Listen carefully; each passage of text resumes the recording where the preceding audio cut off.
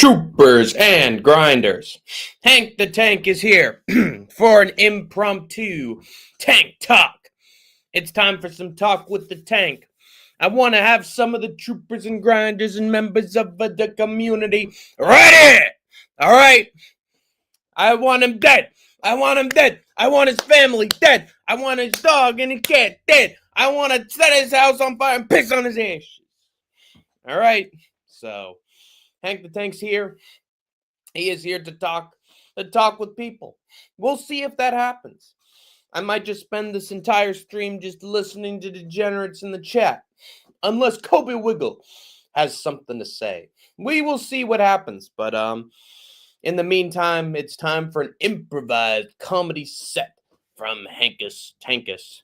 And I gotta say, guys, don't expect a lot of finishes on UFC Saturday card. I haven't been through the main card yet, but just watching the prelims, I can tell that UFC 321 had a baby. That's right. And it wasn't one of those babies that stays quiet either on the airplane. It's the one that's kicking and screaming and drooling all over you. And then once in a while, he looks at you real funny and you're like, what are you looking at, little guy? And then, he's just crying on the whole way up and the whole way down. You know what I'm saying? What up, though? And yeah, that is true. What up, though? What's the deal with what up? I mean, you never ask him what's down. You never ask him what's left or what's right. It's always what's up. And I tell you, when people ask me what's up, it's usually a piano that's smashing on my head. I never think what's up. I only look forward. What's the deal? How's it going, two smelly fingers? Good to see you. Good to see you. Hey, if you're interested in hopping on my panel, we got a lot of talk to talk about, man. We've had some lovely conversations the last couple days.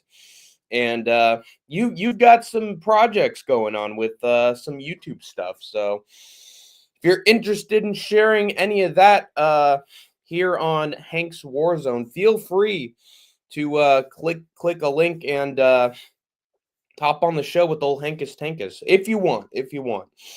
But if you're not, if it's not good, then that's completely fine too. Can I join, bro? Of course you can, Kobe Wiggle. It's always a yes for Kobe Wiggle. So Hank the Tank, we'll leave the link here, and if you want to hop on panel, you can. But yeah, what's up? Things are normal. I just wanted to stream a little bit. I wanted to have another day of my week. Do you have a cold? I heard a cough. No, I don't have a cold. Definitely COVID. Well, I've had that a time or two. I can tell you one thing: it's definitely not COVID. I'm not face planting in my plate of spaghetti. That is a whole other story. I swear I've told this story before, but the first time and only time I think that I've ever gotten COVID was when I was on a trip to Europe when we were in Switzerland, and we were at this Italian joint right next to this lake, and we were ordering stuff, and I remember I asked for some cherry liqueur. Well, no, I asked for a Shirley Temple. They didn't know what that was. I asked for a Roy Rogers. They didn't know what that was.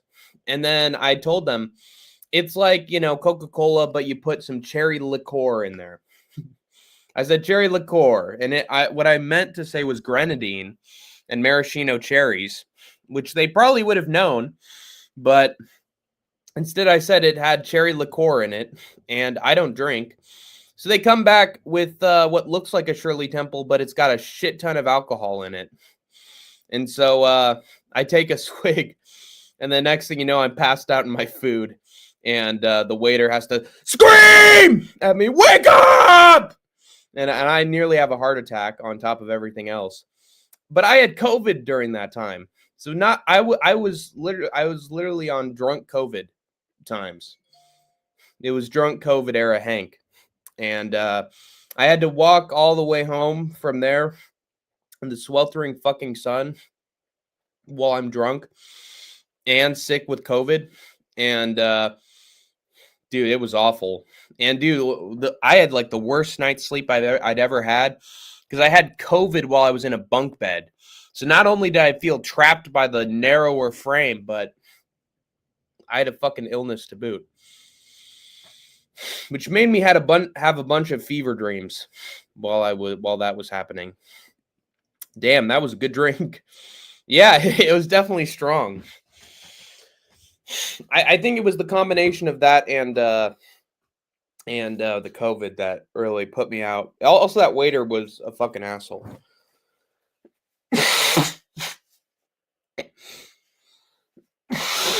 But yeah, that was an unfortunate day. And also, dude, I had work to do. It was not just a fun little vacation. Like I was having classes while all that was happening. Like I literally just had to tell the professor, I'm sick as a dog. I'm feeling awful. I need to get back to my apartment. And he was like, okay, if you need to go. And, I'm just limping back home. And there was one point where like I had a project to do with my partner. And I tried to stay like 6 feet away from her and let her know everything that was going on while like trying to communicate and, coordinate things. Dude, guys, I accidentally gave her COVID. Oh, it was so bad, man. Dude, and she had small lungs too. She had really awful lungs that she got since she was a kid, since her birth. And dude, it did not go well. She had to be on the fucking tube, dude, the IV tube. It was nasty. But she got out of it, and then we ended up doing the project together, and it was good. But yeah, very, very unfortunate set of circumstances. What's your favorite soda drink? Dr. Pepper. Dr. Pepper without a shadow of a doubt. It's got prunes in it, so it's got a bunch of flavor in there. It tastes like no other soda I've ever had. It doesn't need to have a bunch of like different flavors with it. It just pops whenever you try it. There's something that hits your taste buds like a truck whenever you have Dr. Pepper. Unlike Coca-Cola, where it just feels like I can't like taste anything but like acid, It just feels like something's like, fizzing in my mouth and it doesn't taste like anything. That or they roofied you. Could be a combination of all three, honestly. I remember there was this middle-aged black man who was sitting right next to me at the restaurant, and he offered me a drink, and then I could have sworn I saw him slip something in there, but I didn't really. I pulled a DDP. I let it go over my head. I didn't think anything of it, and then next thing you know, I'm in this room, and there's just splooge all over the walls, and I'm chained to something, and it was a really weird time. Next thing you know, they put him in jail for something. Algorithm, thank you. Larry the Mecca. Oh yes. And Larry's part of the team, and Larry should lead us to victory. We'll see what happens, but Larry, you're in the Team Hank IG chat, man. Like, contribute a little bit with some messages now and then. You dirty dog! You got me monologuing. You gave it to her, all right. Dude, I wish, dude. I'm gonna be honest. This chick is hot. This chick was pretty nice. Gotta be real. There were some hot women.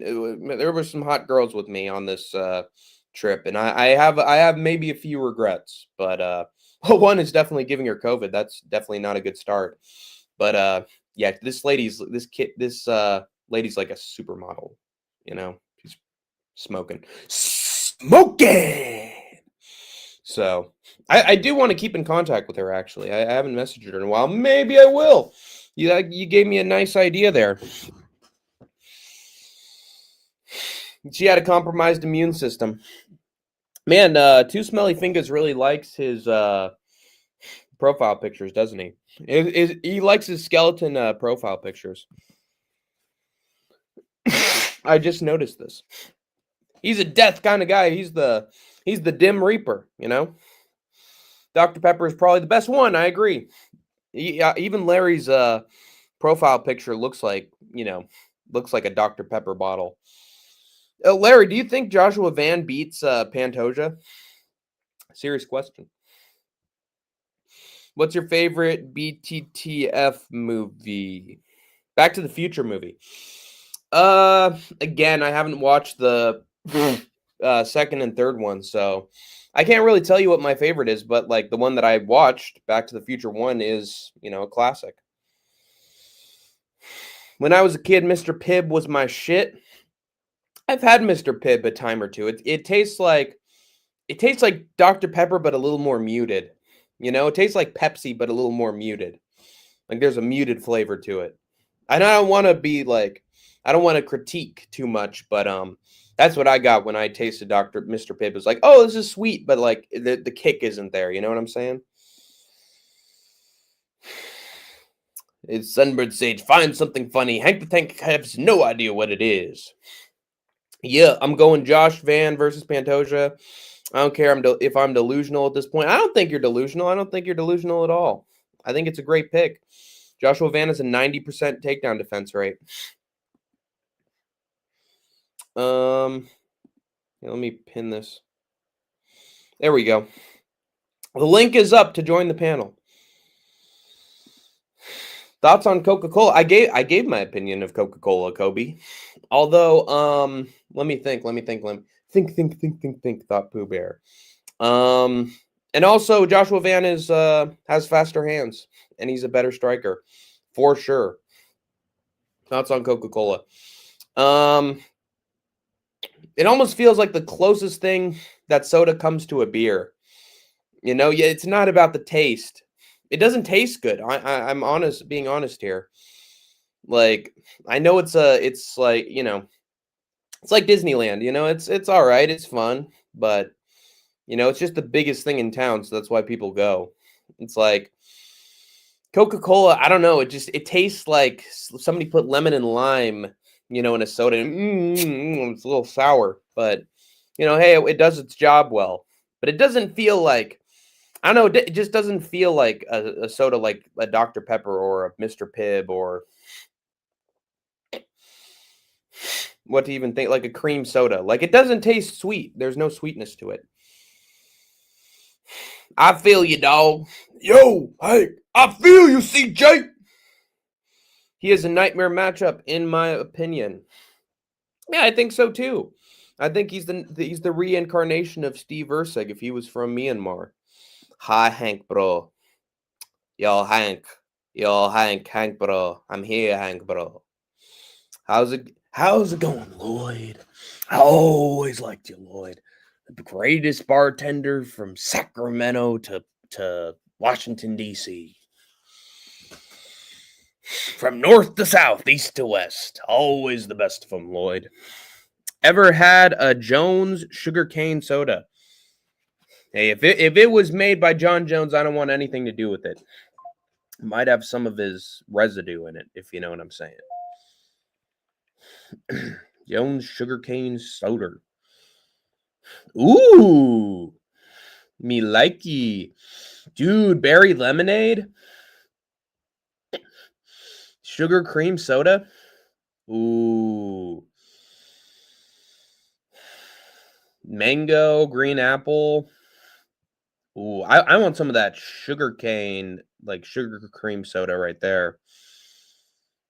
Cane sugar soda, cream soda. Let's fucking go. Hey, next time I'm at a sandwich shop. I'm at a sandwich shop. I will definitely consider going with Jones. Grape is my favorite. It's Bill Cosby's favorite too. You know that?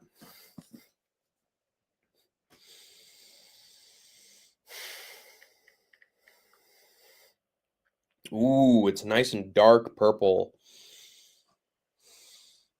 Yeah, that's dark purple, man. Wow. LMAO, nah, it's an old family company. Yeah, old family secret right there. Old family recipe.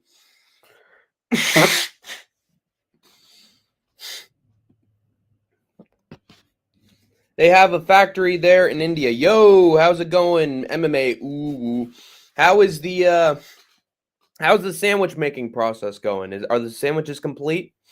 Have you finished up the sandwiches? They looked pretty good, the chicken. So should result in a pretty good sandwich unless you burn the bread or something. They have a factory here in Indiana. Oh, lucky boy. They're expensive, but really good. Well, I might have to consider a Jones cream soda then. No Diddy. Favorite Paul Anka and Big Bing Crosby song. Did those two collaborate at any point?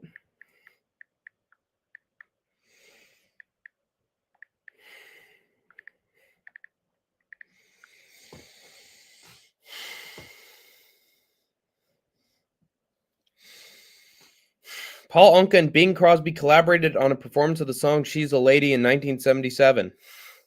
Interesting. Paul cover band, I'll Be Home for Christmas. I mean, Paul Anka is obvious. Put your head on my shoulder, whisper in my ear, baby, words I want to hear. Tell me that you love me so. Put your head on my shoulder, hold me oh so tight, baby. All right. Let's look at some of the Bing Crosby songs. Brother, Can You Spare a Dime? Oh, I do like Brother, Can You Spare a Dime? That's a good song. Do you hear what I hear? Man, he did a lot of Christmas songs. I do like White Christmas. I'm dreaming of a white Christmas. Oh, the little season's oh so big and bright. Pistol packing mama, holy shit. Living in the sunlight, loving in the moonlight, having a wonderful time. I've been so busy coming in, I've been going in fine. Oh, living in the sunlight, passing in the moonlight, having a wonderful time. Bill Cosby's Come with Sleeping Pills. That's an easier way of doing it. Sandwich artisan, Hank, say it correctly. Sandwich artisan. I like to think of them as a sandwich chef, a smash patty flipper. What to call them? A cook, a fry cook. Hash slinging slasher. Hank, have you ever wanted to fight someone, and if so, why? I wanted to fight my bully in middle school because he was just a snot. He was a real snot. He nosed brat. He just messed with everybody. Always picked on me. Always trying to punch me in the arm and tell me to hit him back. He messed with one kid so badly that he actually left the school. So yeah, he was a monster in his prime. But I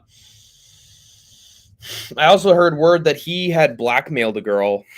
And I was fucking sick to my stomach. Dude was fucking a freak. But yeah. I wanted to beat him up real bad. And I came close to it at one point, but I decided against it. I made myself a Sando, Suburban Classic build. Lettuce, tomato, mayo, great stuff. It does sound like great stuff, actually. And real natural sugar cane is way better for you than that bleached sugar and corn fructose syrup they put in everything. Yeah, natural sugar cane is way better because it's actual ingredients. It actually comes from a plant, I'm feeling jealous, ooh woo. I'm feeling jealous, ooh woo. Oh, Jesus Christ. Sunburned Sage, you need to realize that when you say ooh at the end, it actually sounds pretty sexually evocative. Oh, I'm so jealous of your sandwich, ooh woo. Jesus Christ. I need $1. $1 is what I need. Brother, can you spare a dime? Yo, is that Benil Dariush? Benil Dariush, my brother. Hey, user 71466. Did you pick Hinato Moicano against Benil Dariush? Because that profile picture tells me that you did. Either that or you're no chill. Could be one or the other. Christmas songs are nostalgic. Yeah, and there's plenty of them, which always makes the holiday season really magical. Unlike Kobe Wiggle, I try to make sure that I haven't listened to a song in a really long time, so that when I do listen to it again, it's really like all the feelings just hit once again. You know what I'm saying? Hits you like a truck. When you get, it's the Jim Cornette principle. How can I miss you if you don't go away? Once you go away for a while and you come back, oh man, there it is.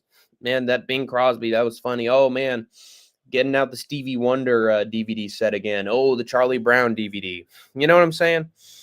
I mean CD and DVD, honestly. Sup? Hello, Jean Don. He's an artist, and the sandwich is a work of art. You don't know the half of it, Shoreline Shaman. I've had plenty of sandwiches. I've made plenty of sandwiches. I put all sorts of fucking sauces on it. I've done fucking cross sections of sandwiches. I've put the fucking olive on top. I've poured hot sauce all over the top. I've had onions. I've had tomatoes, pickles. I slice it so that the seeds aren't there. I lace them all over. I've even had. I love banana peppers on my sandwiches. Let me think. What else? What else have I done? I've even put ketchup on sandwiches. So I am an artist, an abstract artist. What's your Subway order, Hank? Ooh, that's a great question. I like my order that I had back in the day used to be I'd have a roast beef sandwich on sourdough bread, sometimes with the cheese on top, sometimes not. Let's see. I'd have shredded cheese that I'd put in the microwave so that it would come out. Oh, Kobe Wiggle's new account, Wiggle is here. Hey, what's up, Hank? It's your boy No Chill. How you doing? There he is. Yeah, and there it is. Found him. Okay. Hold on. 1 second. God damn it. Well, it's not over, obviously. It is what it is. I found him, though. Anyway. Let's see. So, pickles. I do little pickle slices, circular pickle slices. I do banana peppers. I put lettuce on top. And tomatoes as well, onions. I put salt and pepper on there.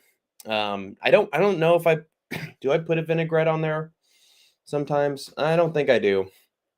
Let's see. I put ranch on top as well. And then what else do you put on there? I think that's it. And then, I microwave it and then it comes out pretty good. And I only order footlongs. What about someone off of MMA YouTube? Yeah, who do you think? Who do you think not in the AM, bro? Brown sugar just has molasses in it? Is brown sugar is molasses brown sugar that's been melted?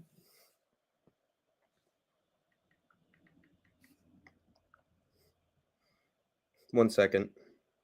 All right, we're good. Brown sugar just has molasses in it.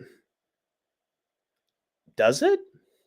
Is brown sugar just molasses that's been chopped up and hardened? What's going on here? Sus. Let's see. That sunburned sage guy sounds gay. Yeah, nothing like you two, Smelly Fingers. Not in any way, shape, or form. Sounds like a strange individual, let me tell you. But yeah, that's my order.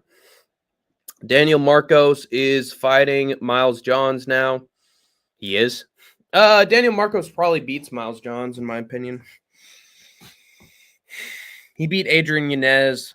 Miles Johns just has that overhand and not much else. Banana peppers are fire. They are. They taste good. They you get a kick out of it. It's acidic, and I don't know what. There's a sweetness to it, but also like very salty, and I like it. Bruh, says Larry CTM. John Dong. Not on the AM, bro. Who was that? Oh, that was just No Chill. You know, and I'm not gonna let him talk because he's coming in pretending to be somebody else, you know. It's just gonna be nothing but drama, you know what I mean? But I mean, it is what it is. That's a hell of a sandwich. I harbor no ill will. If he wants to do what he wants to do, that's fine. But you know, I just don't care, man. I don't care. It's a hell of a sandwich. Yeah, it is. Yeah, check it out. All right, we're gonna have MMA Uwu drop some knowledge now. Brown sugar is white sugar with molasses added back in. Yeah, how does it have that brown quality? That's a really good question. I guess there's the answer right there. Not the other way around. So the molasses is added to the white sugar. If that's the case, how does it get that really big granular quality? Because like white sugar is like tiny little grains, you know, whereas brown sugar is like it feels like a big square like crystal, you know. How does it become so much bigger than white sugar grains? Not the other way around. I mean, there is brown sugar that is like of that white grain.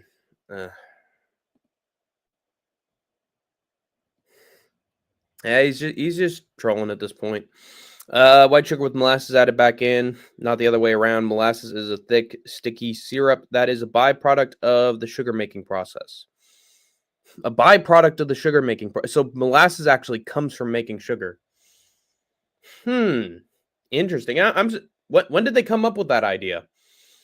It can't have been too long after they started making sugar in the first place, because if molasses is a natural byproduct of making sugar, then brown sugar had to come soon after, right?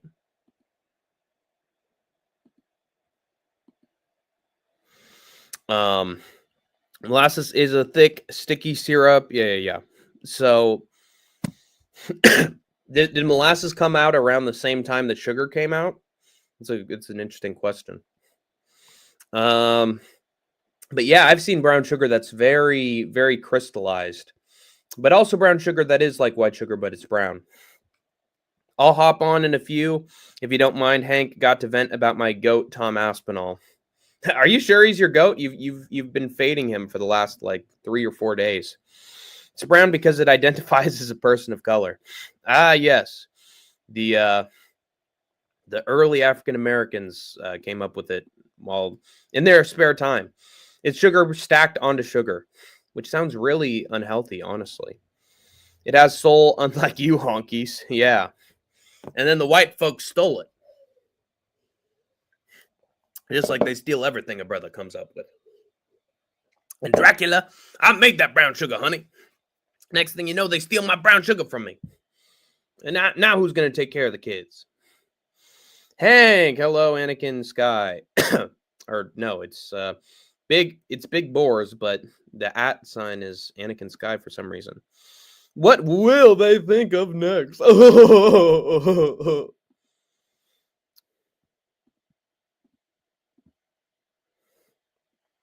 You seen the kosher Coke made out of cane sugar with the yellow cap? The kosher Coke. Cane sugar. Oh, yeah. I have had that before. Tastes pretty damn good. It tastes really sweet. Like diabetes level sweet. But you know, it still tastes pretty good. But Do you guys prefer the Mexican Coca-Cola or the regular Coca-Cola? Honestly, I prefer the Mexican Coca-Cola. That stuff has a little more sugar in it, and that gives it some flavor. Mexicans know what they're doing with that. Larry, that's crazy, isn't it? For Passover, ain't it? Cane sugar with the yellow cap. I don't think I've had that actually.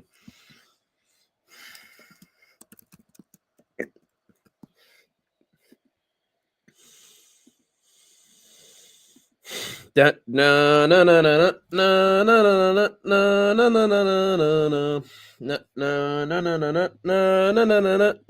no no no no.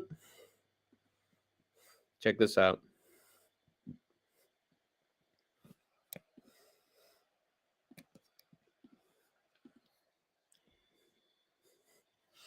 Kosher for Passover. Hey, Too Smelly was right. It was for Passover. There you go. Wait a minute. So why does it have to be kosher?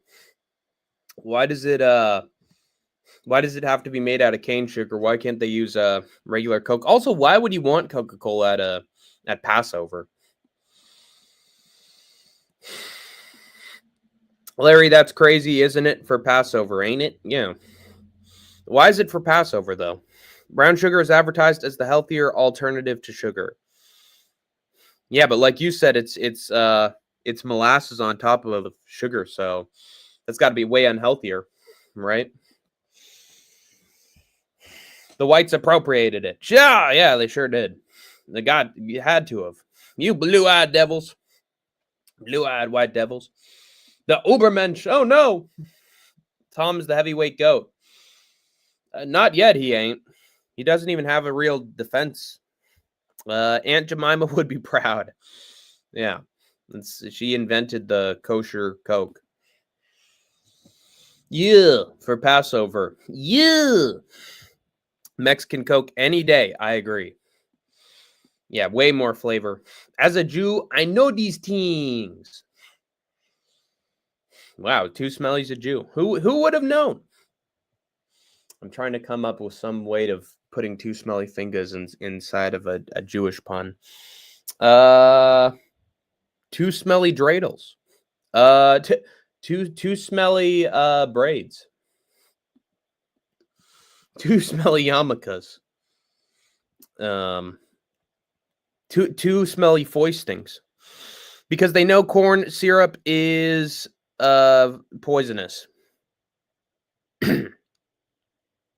Interesting. Very interesting. Too Smelly for Kafkas. It's like a period of time when we are allowed to drink soda when normally we are not. Interesting. Yep. Jew Smelly Fingers.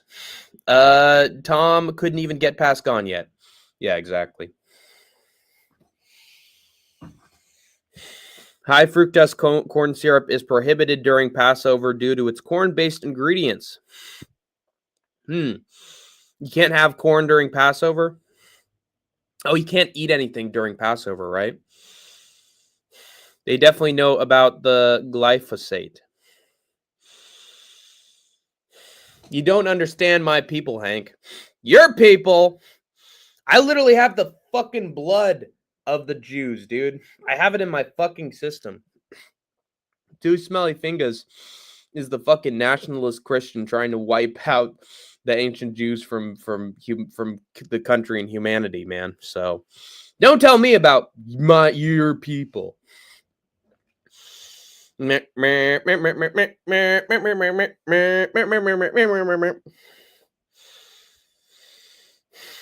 Smelly Rabbis. Larry gets it. We have a Jew off. Yeah, come in here, Too Smelly Fingers. Get the hell in here. Click the damn link. We're gonna have some fisticuffs, man. You and me. We're throwing down. We're throwing down, Big Nose. We got a Jew off, ladies and gentlemen. Down goes Shoreline. Down goes Shoreline. Down goes Razor. Down goes Razor. And Hank is just composed in the opposite corner, as poised as can be. Yeah. All right, well, that's what we've learned. What have we learned today, kids? What have we learned? I don't fucking know. I doubt we've learned anything. If anything, I think our brains have shrunk. So, yeah, not good. All right. What else are we going to talk about? Let me think. Well, that ceasefire didn't last long, did it? That peace deal sort of went up in smoke a little bit, didn't it? It's almost like there was no peace deal and Israel got everything it wanted, and then there was just no stopping the campaign whatsoever. It's almost as if it solely benefited Netanyahu and his cronies. Well, isn't that interesting? It's almost like almost every single one of Trump's peace deals never works out. And that he's actually not the mastermind behind anything, but a dementia-riddled old man with cankles who is dying before our very eyes and is going to drop dead at any moment. And also apparently had a CT scan and an MRI. So, yeah, very normal checkup for a man of his age. It was just a timely matter for Bibi. Yeah. The man's a saint. He's a saint. He just wants a deal that's right for everybody. He just wants more weapons. What's the problem? Also, any 14-year-old girl who wants to help out the people he's victimizing, she gets to get tortured. That's a great idea. He just wants more Burger King, like he said on the Nelk interview. Yeah, he wants some Burger Kings right next to the condos. You know what I'm saying? He just wants to level all the Palestinian McDonald's to make way for Burger King, you know? So that there can be a new number one in town, you know, instead of number two, like he is. But yeah, I mean, you can't have a condo without a fast food joint right next to it. Can't have a nice swimming pool at a hotel without, you know, your local fast food joint to get out of the you know, fancy schmancy palace. It's just you know, it's nothing personal, Palestine. It's strictly business.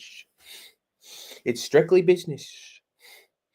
Come on, who wants to hop on panel already? Hurry up. Did I pin the link? Where's the damn link? God damn it. Well, I know one guy tried, but you know, we're not on speaking terms. It's in the what is it? I'm trying to think. It's in the divorce settlement, you know?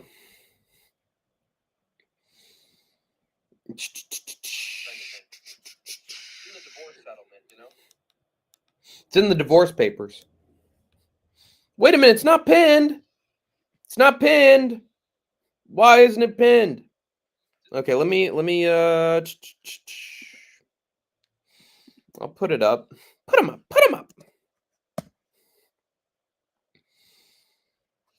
All right, there we go. And then no. God damn it.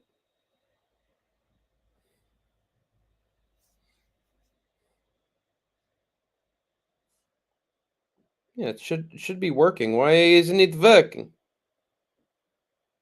Pin message. There you go. All right. It's pinned now. Hot take: in a striking only match, Rebels to Spain beats Aspinall. He does. He would. He'd hit a counter on Aspinall that'd be so quick and he'd be done. If Rebellis hit Aspinall at all, he'd go down. But yeah, exactly. And then if Tom couldn't shoot, yeah, it'd be done. So, dude, when's the last time Rebellis to Spain got a knockout in karate combat? It feels like it's been a while. When are they gonna give the man a title shot or a belt, or put him in another MMA promotion or dirty boxing, or what happened, man? Where is he? I haven't seen him in a while. Is he taking a break, or did he make his money and go home? What about Rebels versus Gon in a striking only match? Well, Gon managed to survive Francis Ngannou for 5 rounds, so yeah, that's crazy, isn't it? How the fuck did Gon survive Ngannou for 25 minutes? And Fury survived Ngannou for a while too. That shows that what does that show? It shows that Ngannou might not have the power killer instinct anymore that people thought he had. He was fighting in Karate Combat a month or two ago. Yeah, well, it feels like it's been a little while, doesn't it? It feels like time has passed, you know? I really think Alex has a good chance at heavyweight versus anyone. Yeah, I mean, even the guys who have some wrestling in their arsenal, Pereira could just, like, you know, protect himself from being subbed and then go for the knockout once they're back up on the feet. Exactly. That's why I was so shocked when people were giving no chance for Gon to beat Aspinall. Yeah, that's true. We really did think that Tom was a killer, though. We thought that Tom could just... I mean, he was putting people out in seconds, you know? Like, record-breaking low fight time in the cage, you know? Like, we really thought he was just going to clip Gon. Or, I mean, also... we thought he'd just take Aspinall, take Gon down and sub him, man. But he stuffed the takedown. Now, why didn't Tom Aspinall shoot the takedown again after that? Why didn't he take things a little slow and pressure Gon up against the fence and then take him down after that? Like, why didn't we see any more takedown attempts from Aspinall? It's an interesting question. One that we won't have an answer to for quite a while, man. This is a really horrible timeline for the heavyweight division. The champ could be a fraud. Jones is in the wings. It's really not good. It's not a good time, people. Speaking of which, I'm not having a good time because nobody's clicked the link and nobody showed up on panel. And I'm getting pissed. So... click the damn link, you sons of bitches. But yeah, what else? Dude, now I'm actually sort of scared that Ante DeLiha might make his way up. Know what I'm saying? There might be a good chance that Ante DeLiha becomes a #1 contender. And then, dude, Aspinall would vacate. He'd vacate the belt.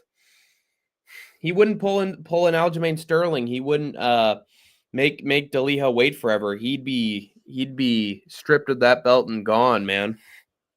Like, there's a real chance that DeLiha could make his way to the top of the heavyweight division.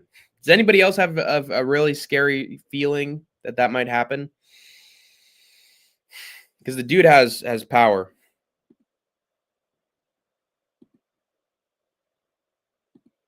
Hello? They unmute mic. I unmuted the mic. Because they chose to mute themselves. Oh, is it Kobe? Is this Kobe? No, it's not. Well, that was weird. I thought that was Kobe Wiggle for a second. Anyway, No Chill's just lurking around doing his thing. It is what it is. But yeah, what I was saying is that Ante DeLiha, I think he's actually pretty damn good, especially for his age. He's got quick hands. Like, and if Aspinall's training him, dude, Aspinall might train DeLiha to the top. And then it's really not good. I just got a feeling that Aspinall might have to vacate at some point if DeLiha keeps getting wins. But also, what the hell do you do with Volkov now? I know some people have recommended, like, Blades versus Volkov 2. I'd be down for that. That sounds like a pretty fun fight, but it's also a rematch. Like, this shows that all the heavyweights have fought each other already. Also, what are we doing with Derek Lewis? What's his next opponent? Because we know that Derek Lewis is always in the mix.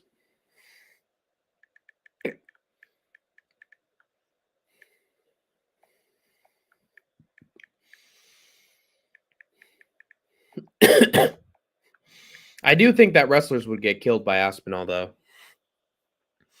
No official fight yet. Wow. Sucks that so many hyped heavyweights have fallen off. Rebellis Despain, Marcus Buchecha, Taliesin Teixeira. Yeah, but those guys are bums, man. Those guys are bums. I feel like the next great heavyweight star is going to come out of nowhere, you know? And also, at least we still have Walter Walker, so there's that. But he'll get fucking chinned by Derek Lewis, man. I guarantee he's going to get fucking put to sleep by somebody. So, yeah, I mean, heavyweight's always been middling, man. It's always been sort of a paralyzed division. Been a long time since we've had, like, back and forth stuff with the belt and, you know, some actual excitement. But it is what it is, you know? The question is, what's the division that feels like it's the most vibrant and alive right now, you know? What's the division that feels like it's constantly changing and we got all sorts of different stuff and people are excited? Lightweight, no, that's middling. Welterweight, there's always something with I think welterweight probably, and let me think. Middleweight's nothing. I'd say welterweight and light heavyweight are probably the most exciting divisions right now. Also, I genuinely think that women's strawweight is going to have a lot of back and forth and hot potatoing of the belts. So, yeah, I think welterweight and light heavyweight for the men's divisions are the most exciting, and then women's strawweight is going to be all over the place for a while. Even if Tom beat Gane in the later rounds, people would shit on him because Jones got it done in the first quick. He did. But the question is, did Ciryl Gane take a dive? I think it's very likely. I think there's a really good possibility that Gane just took a dive against Jones. Because he got subbed so quickly and so easily and taken down so easily. But maybe it's just that Jones is the GOAT, sadly enough. Aspinall's quick finishes under 2 minutes caused all the backlash he's getting. If he wasn't finishing all fights as soon as they started, they would have cut him some slack. Yeah, they would have. But unfortunately, he just wasn't able to make his style happen against Ciryl Gane. And he allowed Gane to be in it for a long time, and then, you know, then the eye poke happened. But I think Aspinall was coming back. I rewatched the tape. I do think that Tommy Aspinall was, you know, I think he was starting to put it on Gane, and then the eye poke happened. Double eye poke happened. So that's the way the news goes. Shit happens, man. Oh. But yeah, I mean, do you think that Aspinall will beat Gane in the rematch, or do you think that Gane is now the favorite to beat Tom? I think he's the favorite regardless, but will he actually do it is the question. It's hard to say, honestly. I think Aspinall's going to maybe beat him by decision. I don't think he's going to get a finish. I think if he beats Gane, it's going to be by decision, which is going to be real boring and honestly could stain Aspinall's legacy. Maybe he's just at the point where he's not going to get finishes anymore. Wouldn't that be horrifying, guys, if Aspinall just stopped getting finishes? became fucking Sergey Pavlovich. Tom will be the favorite next time, but not as wide. Yeah, I mean, now I bet Tom's gonna be like, okay, oh boy. Is this Kobe? Hello? Is this Kobe Wiggle? Yeah. That's just No Chill having his fun. This is No Chill. Okay. I mean, I No Chill, if you want, I can let you in and I can let you talk for a little bit. I'll let you talk for a little bit. Okay? I'll give you the time of day. He said he was No Chill, so if he's being honest, I'll let him say his piece for a little bit. Maybe we can actually, maybe we can mend the fence just for a little bit. Maybe. I'm giving you the olive branch, man. You can hop in here and say your piece. Tom will be the favorite next time, but not as wide. Yeah. But I do think that maybe there's a chance that Aspinall could just prove everybody wrong and just get the round 1 finish, and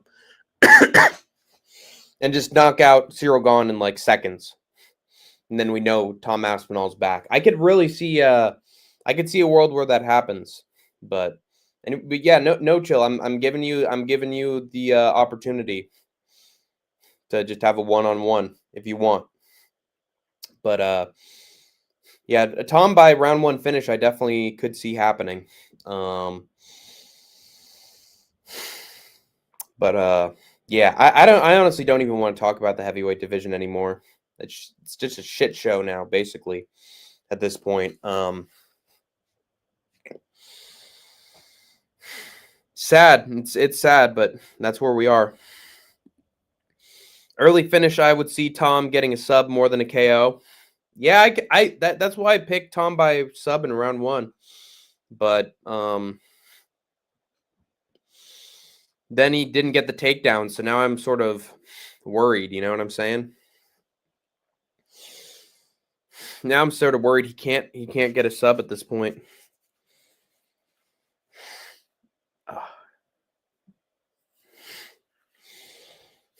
But you never know with Tom. You really don't know. He's sort of a phenom, so it's hard to judge how he's gonna get shit done. If he does it all, there's a real chance that Gahn just out kickboxes Tom for 5 rounds. It really could happen, but yeah. It was by the way, it was the one saving grace we've really had over the last couple. I mean, honestly, saving grace was Dern beating No Chill MMA / Verna Jandaroba to win the strawweight title. I'm thanking God every day for that, because I really don't need someone that horrifying looking to be a champion in any promotion, much less the UFC. But yeah, I mean, it's better to have Dern as champion, because she's gonna, she's got those photos that everybody, tunes into her IG to look at, and she's at least got some appeal, even if it's sexual. But she'll actually might draw some eyes. I don't know where those eyes could possibly be drawn, but those eyes would definitely be drawn somewhere. But yeah, that's way better than Verna, man. Thank God, because she is an abomination. Like, she could have played Abomination in the Incredible Hulk movie. Tom's not finishing Gahn. Ooh, hot take from Tom Aspinall. Gahn by sub last week was plus 3,000. I'm tempted to put a little on that in the rematch. Gahn by sub. Nah, no chance. No chance. No, that is not happening. Gahn's never subbed anybody. Or it's been a really long time.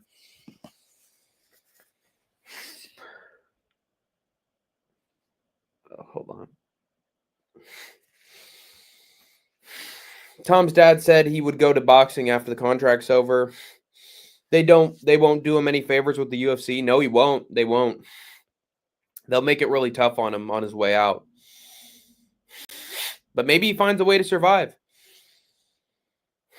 I can see Gane picking apart Aspinall, Aspinall shooting for a desperation takedown, and Gane getting a sub. I can't see Gane subbing anybody, if I'm being honest with you. Tom even said he's vacating if Ante makes it to a title fight. That's what I'm saying, dude. I said that there's a real chance that Ante De Liga makes it to the top and has to fight for the belt. So I think Aspinall's in a really bad position now. Like, really bad position. Are you tired? No, I'm not tired. I just, I woke up 2 hours ago. What I am tired of, Kobe, is you not hopping on panel. Why haven't you hopped on panel yet, Kobe Wiggle? We got No Chill making alts of you to join the panel, but you're not. You aren't joining. Where's Kobe Wiggle in all this? Where does Kevin Lee fit into all this? Where does Kevin Wiggle fit in this picture? Where are you, Kobe? Hop on panel, man. You said you would. You said you would. You said you would. You said you would. Dana's not happy with Tom. You already know he will get the Francis treatment. Yeah, as long as he's around. They'll make his contract shit and then make him fight. Nothing but killers. Hank salute. The Hank salute from Drew Ups. How's it going, Drew? How's it going, Drew McIntyre? Yee! Drew Ups, let's fucking go. Yeah, Larry is very happy with this. Sup, Larry? I think this is the real Kobe Wiggle. How's it going, Kobe? All right, send me a private chat. I can only chat, and that's fine. You know what? That's just fine. Kobe Wiggle is here. We finally have someone on panel. The stream can finally get started. Let's go. Let Kobe Wiggle, I have to ask you. What do you think about the whole Tom Aspinall situation with Ciryl Gane and wanting to retire after 2 to 3 fights, and on the Ante De Liga situation where he might vacate the belt if he has to fight his friend and all that? What do you think of Aspinall's position now? Do you think he can bounce back and prove everybody wrong, or do you think this is the beginning of a downfall for Tom Aspinall? Answer me true, Kobe. Answer me true. And if you don't know about any of it, you can always say that too. I think a downfall is coming, says Kobe Wiggle. Ooh. I think Kobe might be on the money there. Kobe might be correct about that. It's really not good for Tom. That was a really bad look against Ciryl Gane. So you just don't know. What is his potential now? Will he be able to beat Gane the second time around, or is he going to get whooped in the rematch and then we never hear from Tom Aspinall again? Dude, it's a really scary situation where there's a lot of guys who are champion right now that, like, if they get a loss, if they lose it all, like, we might never hear from them again. We got a lot of 30-something-year-olds. We got guys who are the GOATs of their divisions. Like, they've done everything that's needed to be done. Or, we got Merab, who's the GOAT. And if he loses, then he'll probably be gone. Like, he's not getting any younger. He's already proven himself at bantamweight. But he probably gets beaten in the rematch if he gets beat ever. He's gone. Alexandre Pantoja is like 35, 36. He's getting up there in age. If he loses, he's probably done. Volkanovski has done everything that needs to be done. And if he gets knocked out, he's done. Islam Makhachev wants to be the GOAT. And if he can't be that and he can't win a second belt, like, he's going to get, he's going to get flatlined by Topuria and then he's gone. Ilya is wants to only fight 3 more times. Jack Della Maddalena might stay around if he loses the belt. If he loses to Islam or somebody else, he'll probably stay around. Hamzat, if he loses the belt, that's not good. That's really not good for him. He might be gone. Alex Pereira, next time he loses, he's probably done.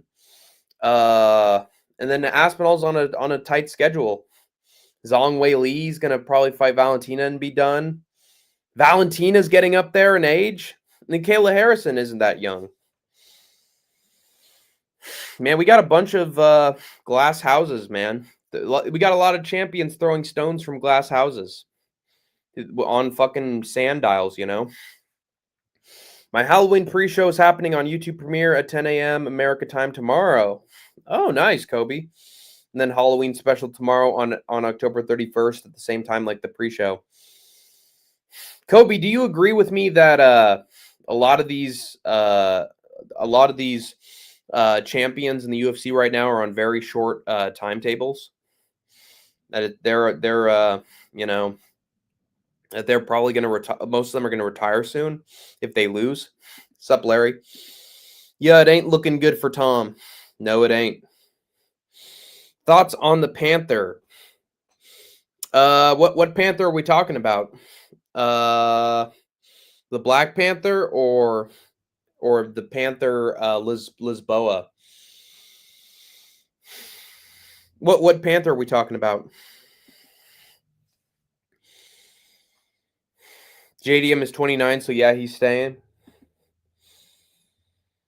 A lot of moving pieces. Yes, Kobe agrees. Yeah. Your breathing reminds me of The Sopranos. Ha ha, very funny. I'm like Tony Soprano. You know, when AJ went to the hospital, he got sick. The moment that I got sick, I thought, I'm coming in at the end. The best is over. It's hard being a mafioso crime family these days. Let me ask you something, Woo Lad. Whatever happened to Gary Cooper? The strong, silent type. Whatever happened to Tank the Tank being able to breathe through his nose regularly? Them's with the good old days. That was the golden age of the mafia, Woo Lad. And now it's gone. And now it's over. And now I got myself talking to my shrink, wanting to fuck her brains out. You know? What is your advice for YouTubers to keep going and making videos? My advice is keep throwing stuff against the wall until it sticks. Keep coming up with new ideas. Never give up. And keep doing different stuff on YouTube until you find your niche and people get interested in your stuff. And then once you find your niche, there's, no looking back. But you always need to keep things fresh. That is my recommendation. Keep things fresh. He got eye poked. Poor Gary Cooper. Next thing you know, he's trying to bada bing a Gambino. And next thing you know, he gets his eyeball taken out and placed in the gabagool. Next thing you know, his eyeballs in the gabagool soup. Ah, come on. I'm like that dude from The Sopranos who's got like the fucking oxygen tank next to him and the fucking tubes up his nose. So you're actually right. You're right, Woo Lad. But Gary Cooper. Next thing you know, he's in the waste management business. And he's the next shipment. You know what I'm saying? Gary Cooper, he was a hothead. He was a tough dude, but didn't really have anything going on upstairs.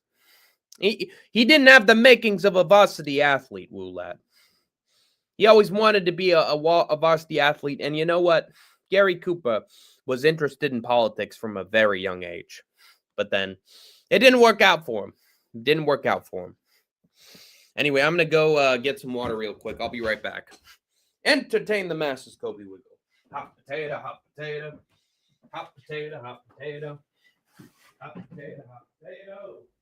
Potato, potato, potato, potato. Give me that, give me that, give me that.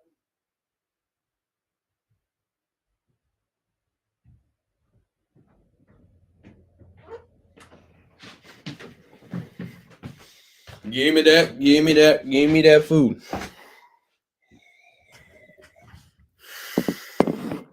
But yeah. Sopranos is a good show. Sopranos is a classic show. Hold on. What was I gonna say? What to say about the Sopranos? What was your favorite part about the Sopranos, Woo Lad? What do you like about Woo Lad about the Sopranos the most? What was it that made the show click for you? Was it that it just got better and better as time went on? Was it the dream sequences? Was it the therapy scenes, or was it just the crazy ass violence and mafioso hit jobs and all that stuff? What I liked about the Sopranos early on was just the portrayal by James Gandolfini. I think he was so good at playing vulnerability and also just terrifying mafioso machismo. He was really good at switching in and out of playing the sympathy card and then being a completely apathetic figure. It was a masterclass. He was a virtuoso as Tony as long as he was there. But yeah, I think without James Gandolfini, that show would not have been nearly as good as it was. But I also like Breaking Bad. I think Aaron Paul and Bryan Cranston delivered the performances of a lifetime. So did what was his name? He was Gustavo Fring. Giancarlo Esposito was also brilliant, and so was Jonathan Banks. Man, those four carried the fuck, and so did fucking Bob Odenkirk as Saul Goodman. What are your thoughts on Tim Allen? My thoughts on Tim Allen are the same as Jiminy Glick's thoughts on Tim Allen. You're Tim Allen, dick. Oh, wonderful. You're Tim Allen, dick. I think Tim Allen was fantastic as Buzz Lightyear. I think especially in the trilogy, I think he was brilliant as Buzz. He was on Home Improvement for a little bit, but I never got into that show. So I really can't say anything about how quality Tim Allen was in terms of television, but I do think as Buzz Lightyear, he was amazing. But also, didn't Tim Allen get in trouble recently? Didn't people say that he was like making some really controversial statements and, really making an ass of himself and being sort of a bigot, I heard he was doing some of that stuff. Will you be seeing Toy Story 5? No. Not unless the reviews for it say, "Oh my god, this is a masterpiece. This is so good. The story's great. The voice acting's great." This feels like it was, a necessary part of the franchise, that actually pushed it forward and gave us some, some progression in the story, If the reviews don't say that, I ain't buying. I ain't fucking putting my mouth on that hook. No diddy. So I'm not looking forward to Toy Story 5 at all. If anything, you know what I am looking forward to? A movie that I've wanted for a long time. Zootopia 2 is coming out this year. Zootopia 2, baby. And I've been clamoring. I've been begging them. Please make Zootopia 2. It's such a creative franchise. The characters are all wonderful. I love the police, the cop movie, combined with great animation and voice acting. Like, I was begging, do Zootopia 2, and now they finally did it. Can't wait for Zootopia, says Kobe Wiggle. It's like the reincarnation of Madagascar. It's generation, it's millennials Madagascar. So there you go. Hooray! That's going to be a good one. I'm sure the comedy will be great. I'm sure the script will be wonderful. You know, this is the kind of stuff.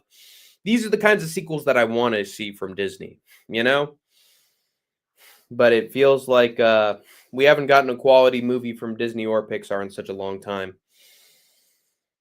The sloth scene in Zootopia is funny. It sure is. Nick. Ha. Ha. Ha. Ha. Ha. Ha. Hey, Christine. What is it, Phil? I've got a joke to tell you.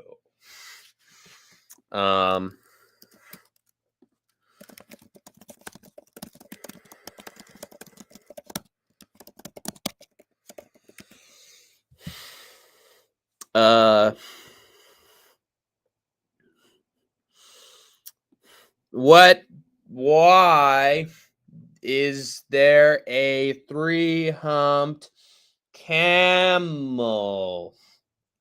I don't know, Phil. Why? It's pregnant. Ha, ha, ha, ha. Yep, classic. Classic. I liked the little hamster village that Judy Hopps had to fucking run through to catch the weasel. And the next thing you know, her and Nick are like in blocks of ice, and the mafioso guy, he's the little hamster, he's the Godfather type, you know. Vito Corleone. That shit's classic. You come in here, you make a mess, you destroy the whole town, and on the day of my daughter's wedding, I don't think I'll kill you, but I might just leave you to the fishes, you know? Well, since you saved my daughter the other day, I will forgive you on the day of my daughter's wedding. But don't try any funny business these days. That stuff can get you killed. That stuff can get your throat slit. I also really like the flashback scene with Judy and the predator. And then next thing you know, she meets them later in life, and they're actually normal people, and you know, she's talking to them and is like, "Oh God, I'm so sorry for how I treated you when you were a kid. Like, I've become better. I've started my own business, you know. I'm really sorry." And that the bully ends up apologizing to her later. That was actually really cool. And then I didn't really like the twist villain. I hate the twist villain trope. I think it's long overstayed its welcome. Dude, there was a period where Disney was just doing, you know, twist villains every other movie. That shit was getting so tiring. That's why I liked Encanto, because the mother was always shown to be sort of an asshole. Encanto's a masterpiece, guys. Encanto is a masterpiece, no doubt about it. I wish Disney would make more movies like Encanto. And it can find that funny. What do you find so funny, Twipe? You like the Godfather little hamster impression. You laugh in my comment section, and on the day of Kobe Wiggles' appearance in the panel, and on the day that Kobe Wiggle makes his announcement of the Halloween streams, you do this on that day. That makes me sick. That I cannot do. There's a snake in my boot. Somebody's poisoned the water hole. You know what, Kobe? You're my favorite deputy. What if I get someone else to watch the sheep tonight? Oh, Bo. Oh, Bo. Oh.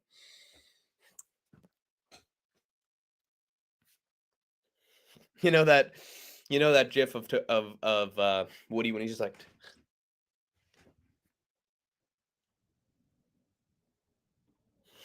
looking suave, Woody. Yeah. To the state! To the state! And you interrupt me on the day of Colby Wiggles' Halloween announcement. To the state! Man, speaking of which, how washed is Deontay Wilder, man?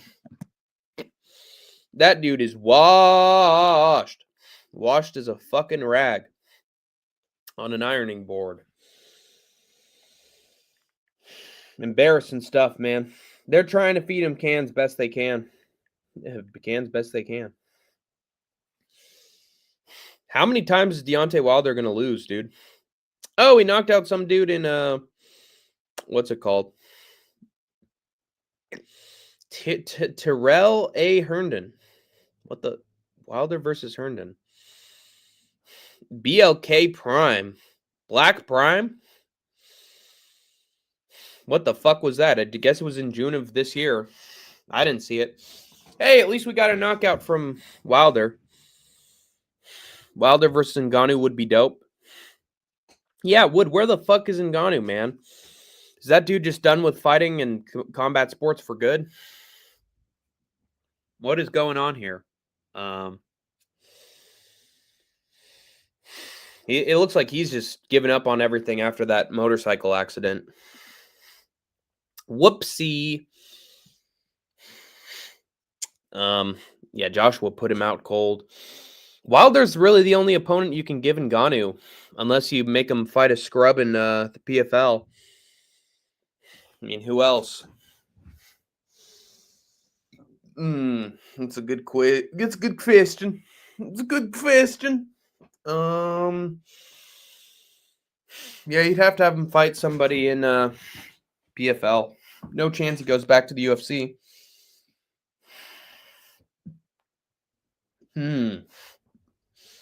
Oh, you could have him fight Joseph Parker. Yeah, Joseph Parker. Perfect. And Francis Ngannou would fucking kill Joseph Parker. Tom versus Francis in PFL seems perfect. Yeah, if Tom gets beat, then yeah, that's a perfect opportunity. But, well, I mean, not in PFL. They'd have Tom fight Francis in boxing, right?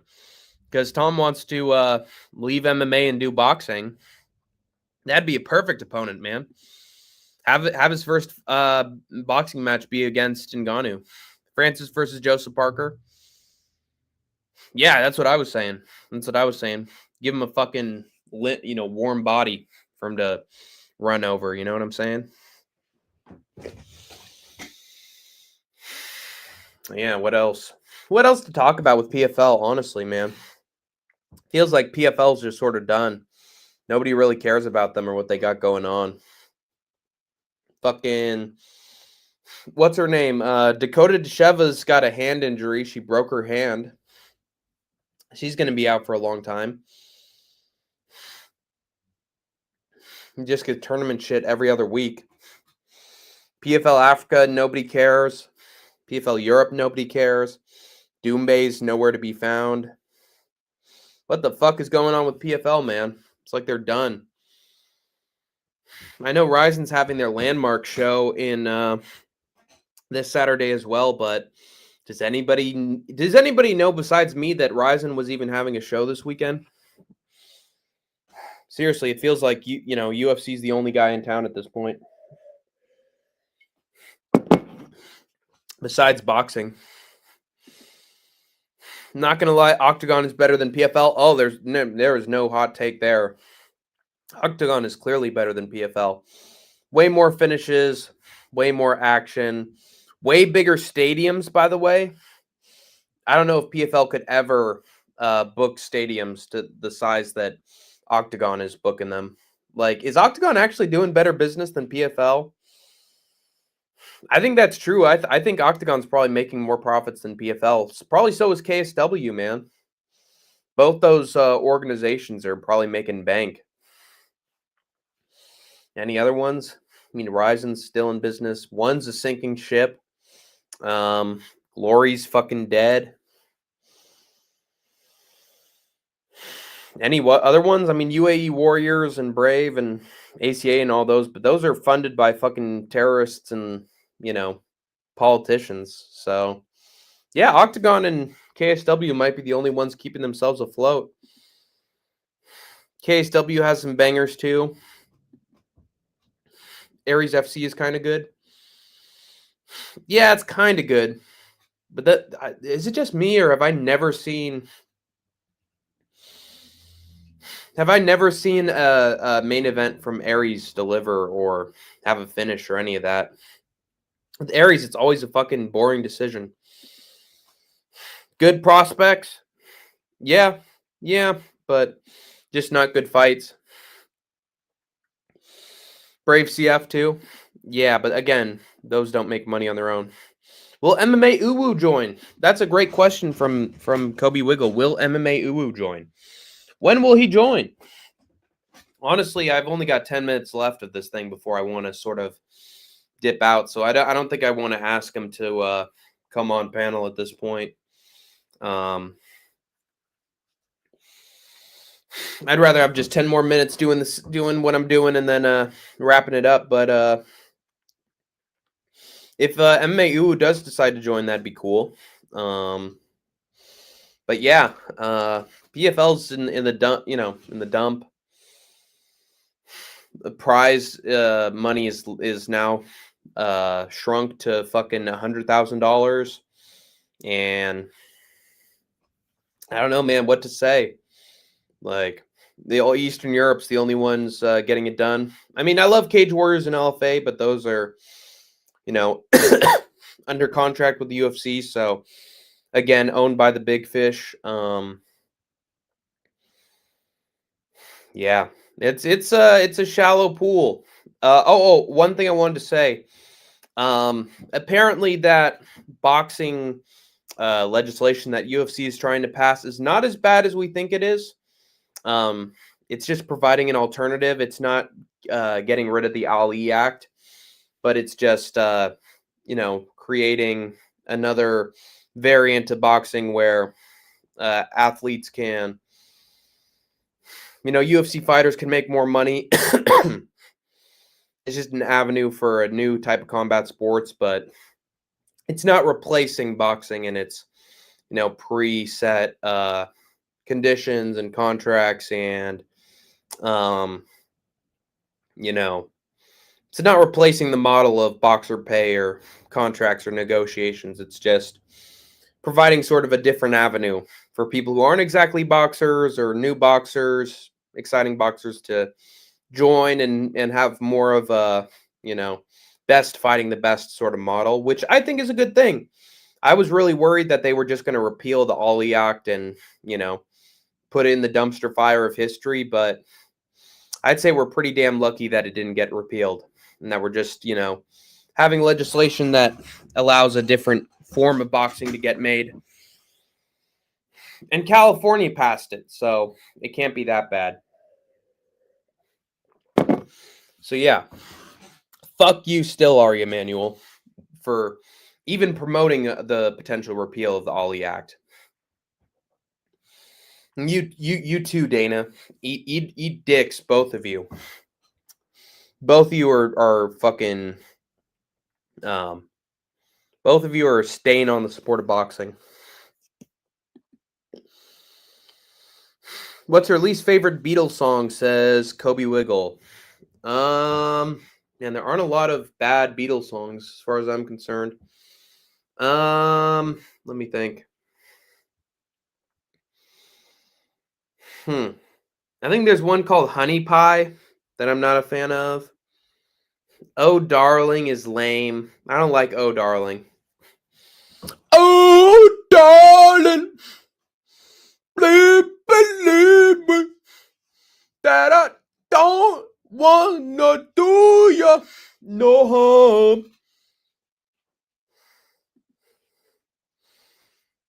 Zionist Ari Emanuel. He sure is. And he owns both WWE and UFC. What a fucking horror show.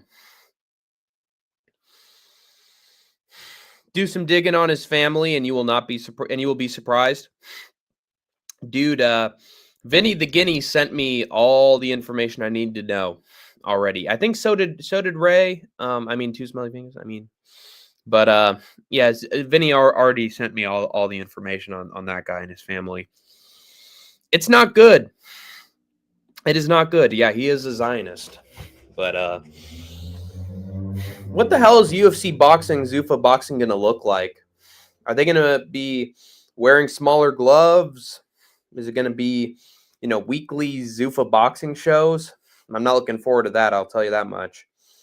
More knockouts? Is it UFC gloves? What are we doing here? What the fuck is Zuffa boxing gonna look like? Honestly, guys, I think it's gonna be a complete shit show. I really don't see it working out for Zuffa boxing. But if they do get some exciting fighters and they book consistently and the cards deliver, then maybe. But I think it's really hard to be super exciting starting out as a boxing promotion unless you're Dirty Boxing, unless you got the tiny ass gloves. I bet UFC's just gonna steal fucking Dirty Boxing's ideas. Goggles is gonna be crazy fighting. Goggles? What do you mean goggles? What are goggles? I'll tell you, someone who needs to start wearing goggles is Tom Aspinall in the cage, man. He can't afford another eye poke from Cyril Gahn. Dude's got to fucking wear that in his fucking swimsuit 24/7 at this rate. Can you imagine eye pokes in boxing?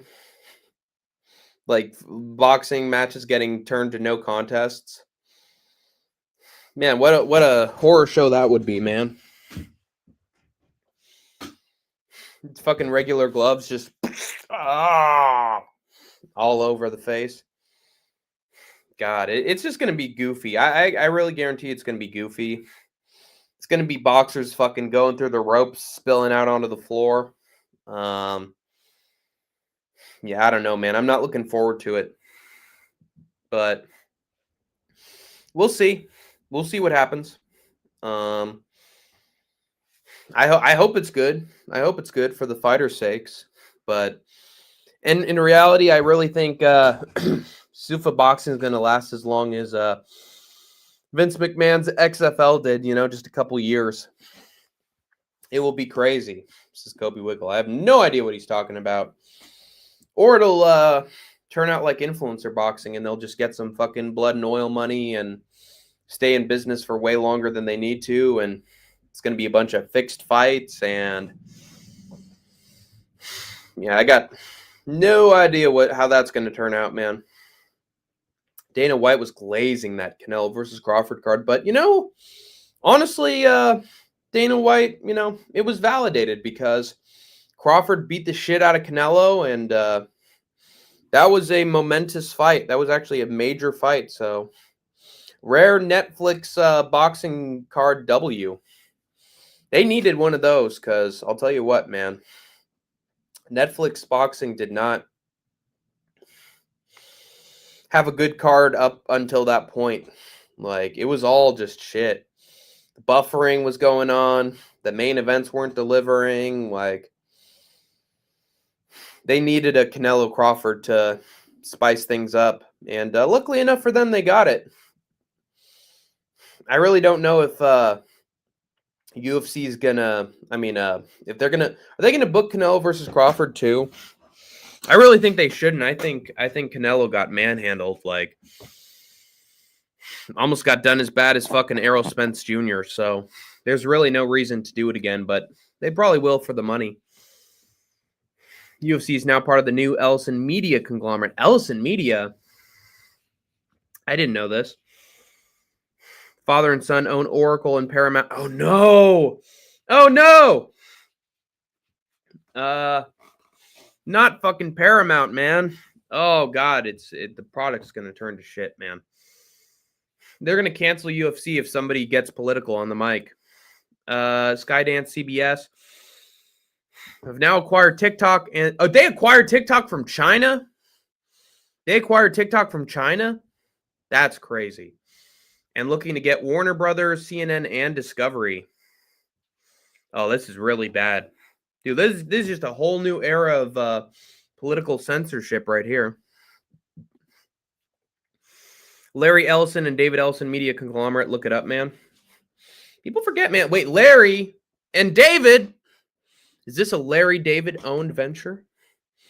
Is Larry David trying to control the media?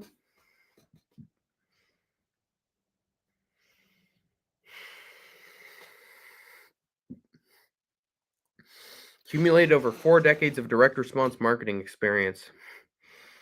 Larry and David Ellison are building a pro-Trump media behemoth. Not good, guys. Not good. David Ellison resistance takes shape. Wildly corrupt. Trump favors Rich Powell to buy one of the world's largest media companies. David Ellison may have a Trump card. Whamp, whamp, whamp. Literally in Warner Brothers. Paramount's Ellison sees a lot of options for media deals. Billionaire turned media mogul Larry Ellison. Oh, God, no. Not good, dude. This is Succession in real life. People forget, man. The Ellison brothers. They suck Trump's ding-dong on the daily. They're complete hacks and political goofs. They're political marauders. People forget, man. They're trying to run the media. They got a Trump card, Uno reverse card. All right. Anyway, I think that's going to do it for my panel stream, guys. We gone an hour and 30 minutes. I'm ready to about wrap it up. So thank you guys all for watching. That's going to do it for me. And Kobe Wiggles gone. I got to go. Yeah, Kobe's gone. So I've been Hank the Tank. You've been the Troopers and Grinders. And as always, you've escaped the war zone for now. Whatever happened to the Ellison brothers? What the fuck ever happened to Larry and David Ellison? The strong, silent types.